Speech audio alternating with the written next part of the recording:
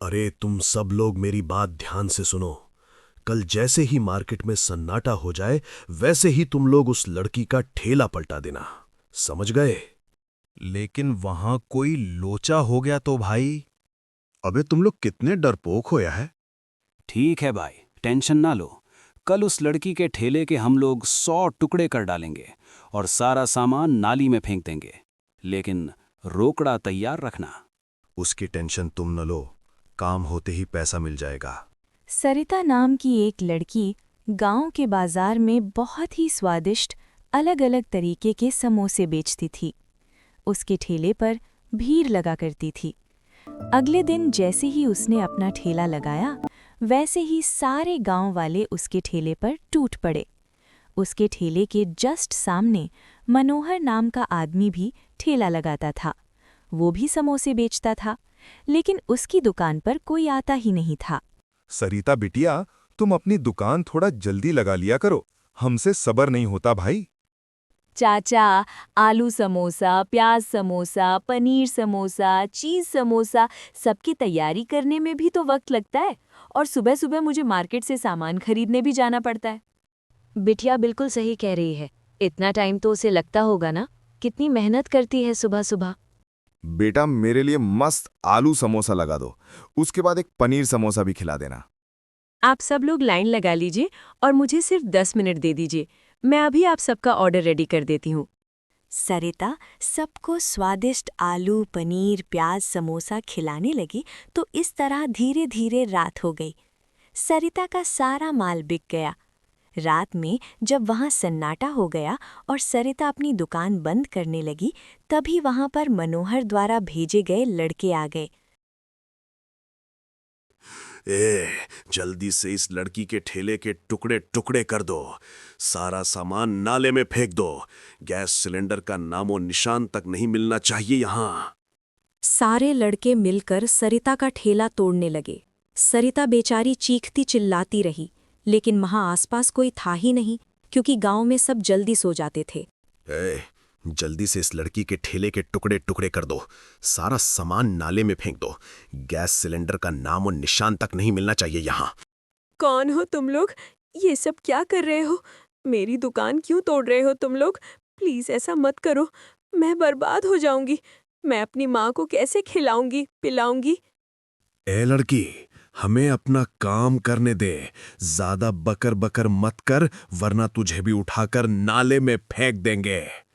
सरिता के साथ आखिर ऐसा क्यों हो रहा था, ये जानने के लिए हमें कहानी में थोड़ा पीछे चलना होगा। सरिता अपने माता-पिता के साथ कच्चे मकान में रहती थी। उसके पिता दूसरों के खेतों में मेहनत मजदूरी करते थे, लेकिन सरिता को पढ़ा लिखा रहे थे। फिर एक रोज, पापा मम्मी, मैंने इंटरमीडिएट के एग्जाम में टॉप किया है। बेटा, मुझे तो पहले से ही पता था तू फर्स्ट क्लास पास होगी। मेरी बेटी ने तो वो कहावत सही साबित कर दी कि हमारी चोरियां चोरों से कम है के। ऐसे ही दिन अच्छे से बीत रहे थे, लेकिन अचानक एक दिन सरिता के पिता बहुत बीमार हो गए और ये दुनिया छोड़कर चल बसे। अब उस घर में बिल्कुल सन्नाटा हो गया। उसकी माँ बेचारी उदास बैठी रहती थी। माँ, होने को कौन टाल सकता है? पिताजी नहीं है तो क्या हुआ, मैं हूं ना, मैं संभालूंगी ये घर। सरिता बेटा, भले ही औरत और आदमी में फर्क नहीं होता आजकल, लेकिन फिर भी घर में मर्द का साया बहुत जरूरी है। अभी तेरी शादी भी करनी है, ये सब कैसे होगा? माँ, मैं पढ़ लिख कर एक बिजनेस वुमेन बनना चाहती थी। पिताजी के रहते वो तो मैं कर नहीं पाई, लेकिन अब बिना एमबीए की पढ़ाई किए ही मैं एक सक्सेसफुल बिजनेस वुमेन बनकर दिखाऊंगी। लेकिन बेटा, कोई भी व्यापार करने के लिए ढेर सारा पैसा लगता है। इतने पैसे हमारे पास नहीं है। माँ, बिजनेस करने के लिए ढेर सारे पैसों की जरूरत नहीं पड़ती, बल्कि ढेर सारे पैसे कमाने के लिए बिजनेस किया जाता है। सरिता की बातों से उसकी माँ को थोड़ा सहारा मिला। अगले दिन वो अपनी सहेलियों के साथ बाजार में कुछ सब्जियां खरीदने गई। तभी वहां पर मनोहर के समोसे की दुकान दिखाई दी, जहां पर पूरा गांव इकट्ठा था। क्या गांव वाले शाम होते ही समोसे खाने चले जाते? इन्हें घर का खाना अच्छा नहीं लगता क्या? यार पूरे गांव में, यहाँ तक कि आसपास के सभी गांव में सिर्फ एक ही ठेला ऐसा है जहाँ देसी इंडियन समोसा मिलता है, इसीलिए भीड़ लगती है। अपनी सहेली की बातें सुनकर सरिता के दिमाग में तुरंत एक आइडिया आया। वो सब्जी लेकर तुरंत अपने घर आई और इस बारे में अपनी माँ से बात की। माँ, बाजार में हर रोज समोसा खाने के लिए पूरा गांव हर शाम को वहां इकट्ठा हो जाता है। मैं सोच रही हूँ उसी मार्केट में मैं भी एक इंडियन समोसे का ठेला लगा लूँ। मुझे पक्का यकीन है कि मेरी दुकान पहले दिन से ही चल पड़ेगी, क्योंकि वो अकेला ही इंडियन समोसा बेचने वाला है यहाँ पर। बेटी, ये सब मर्दों के काम होते हैं, लोग क्या सोचेंगे? देखो माँ, अब कुछ ना कुछ तो मुझे करना ही पड़ेगा, और एक बिजनेस वुमेन बनने के लिए छोटे बिजनेस से ही शुरुआत करनी पड़ेगी, क्योंकि हमारे पास इतना पैसा नहीं है। और अगर हम जमाने की फिक्र करते रहे तो जमाना हमें हर रोज खाना खिलाने नहीं आएगा। कल मैं बड़े चाचा के पास जाती हूँ और ठेले का जुगाड़ करती हूँ। ठीक है बेटा, अगर तेरा दिल कह रहा है तो मैं तुझे रोकूंगी नहीं।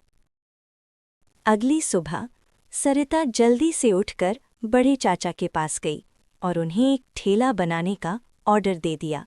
माँ, उस मनोहर का ठेला तो बहुत साधारण है और वो सिर्फ सिंपल इंडियन समोसा ही बेचता है।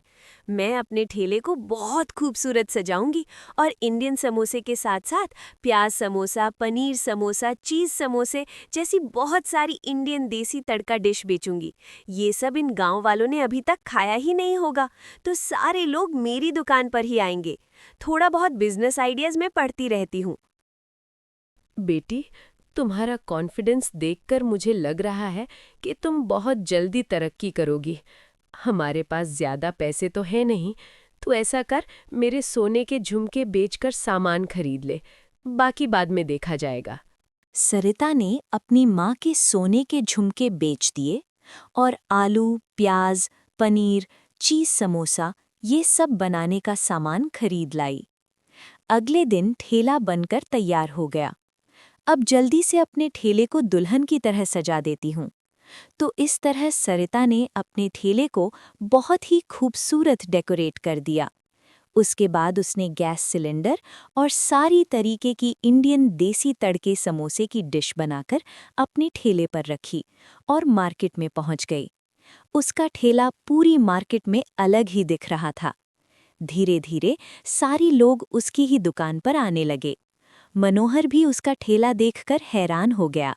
ये तो भूरे लाल की बेटी सरिता है, इसने अकेली ये सब कैसे कर लिया? मनोहर भाई, उसके ठेले पे तो बहुत ज्यादा तरीके के समोसे का नाश्ता है। प्याज, पनीर और चीज के समोसे, ये सब तो मैंने कभी सुना ही नहीं। पूरा गांव उसके ठेले के पास चला गया। मैं भी जाता हूं भाई। हैं? अरे यार, कहाँ जा रहे हो तुम लोग? अरे रुको तो, अरे कहाँ जा रहे हो? तो इस तरह पहले दिन से ही सरिता की दुकान खूब चलने लगी। अब धीरे धीरे मनोहर की दुकान पर कोई जाता ही नहीं था। कुछ ही महीनों में सरिता ने 1 लाख से भी ज्यादा रुपए कमा लिए। बेटा, इतना तो मैंने सोचा भी नहीं था जितना तूने पैसे कमा लिए। माँ, अभी तो सिर्फ शुरुआत है, मुझे तो एक बहुत बड़ा बिजनेस वुमेन बनना है, तभी तो बाबा को अच्छा लगेगा। फिर एक रोज मनोहर ने कुछ लड़कों को इकट्ठा किया और उसकी दुकान बर्बाद करने की सुपारी दे दी। अब कहानी एक बार फिर से प्रेजेंट टाइम में वापस आ गई। सरिता घर पहुंची और अपनी माँ को सारी बात बताई। बेटा, ये दुनिया जब दूसरों की तरक्की देखती है ना, तो उससे बर्दाश्त नहीं होता।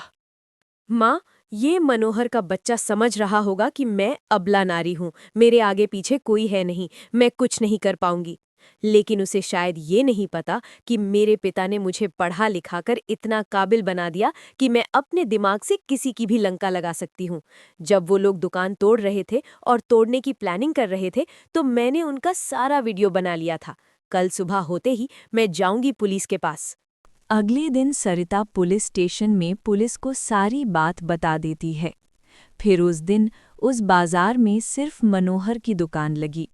सारे लोग अब मजबूरी में मनोहर की दुकान पर चले गए। तभी वहां पर पुलिस फोर्स लेकर ममता आ गई। अरे क्यों मनोहर हैं? बहुत बड़ा गुंडा बनाए रे तू। अब बाकी की जिंदगी जेल में अंदर समोसे खिलाना लोगों को। लेकिन मैंने क्या किया है सर? मैं तो मामूली सा समोसे बेचने वाला हूँ। अरे देख क्या किया है, अबे चल। पुलिस वाले ने उसे वीडियो दिखाया जिसमें वो सरिता का ठेला पलटाने की सुपारी दे रहा था। अब पुलिस उसे उठाकर ले गई। पुलिस ने मनोहर से सरिता को 5 लाख रुपए दिलवाए। अब सरिता ने एक देसी इंडियन रेस्टोरेंट खोल लिया और खुशी खुशी अपनी जिंदगी बिताने लगी।